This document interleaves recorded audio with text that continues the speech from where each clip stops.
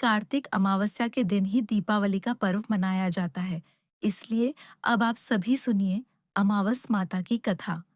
प्राचीन कथा के अनुसार बहुत साल पहले की बात है। किसी गरीब ब्राह्मण परिवार में पति पत्नी और उनकी एक पुत्री रहा करते थे।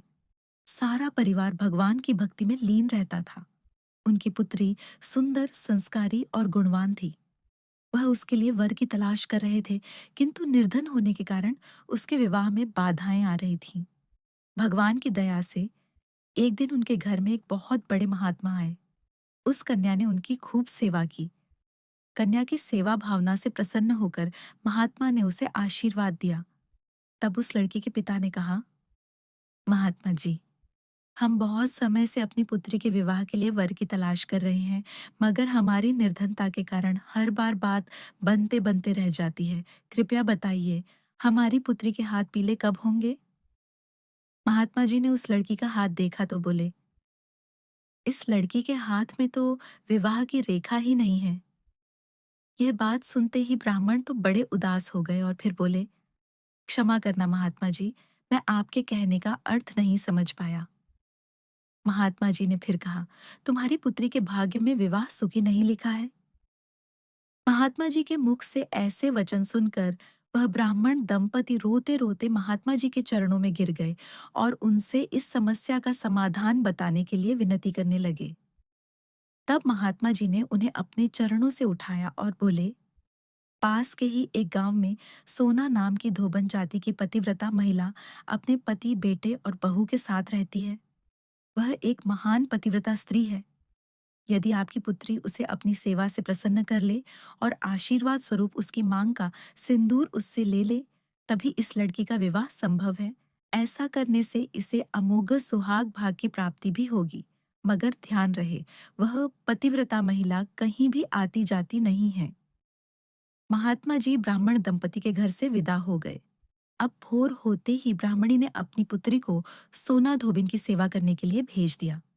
लड़की पूरे दिल से सोना धोबिन के घर की साफ सफाई और बाकी घर के काम भी उनके उठने से पहले ही करके अपने घर वापस लौट आती थी। यह क्रम बहुत दिन तक ऐसे ही चलता रहा। एक दिन सोना धोबन अपनी बहू को शाबाशी देते हुए बोली, बहू, तुम तो ब्रह्म मुहूर्त में ही उठकर घर का सारा कामकाज कर लेती हो और मुझे पता तक नहीं चलता। बहू बोली, माता जी, मैं तो सुबह देर से उठती हूँ। मुझे लगा घर के यह सारे काम आजकल आप किया करती हैं। जानकर सोना धोबन को बड़ी हैरानी हुई। उसने सोचा कि आखिरकार उनके घर का यह सारा काम कौन करके चला जाता है। इस बात का मुझे पता लगाना चाहिए। तब अगले दिन भोर होते ही सास बहू उठकर घर के एक कोने में छुपकर निगरानी करने लगे कि कौन है जो ब्रह्म मुहूर्त में ही घर का सारा काम करके चला जाता है। उधर अपने निर्धारित समय पर ब्राह्मण की पुत्री आई और मुख से भजते हुए घर का सारा काम दिल से करने लगी। अपना काम पूरा होने पर जब वह वहां से जाने लगी तो सोना धोबन ने उसे पकड़ लिया और उसके सामने आकर उससे पूछा, तुम कौन हो बेटी, और इस तरह छुपकर मेरे घर का काम क्यों करती हो?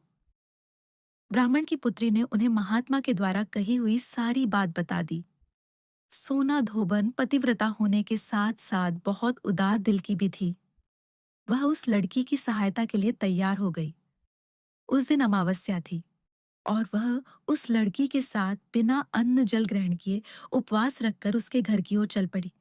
उसने सोचा, रास्ते में कहीं पीपल का पेड़ मिलेगा तो उसे भंवरी देकर और उसकी परिक्रमा करके ही जल ग्रहण करेगी।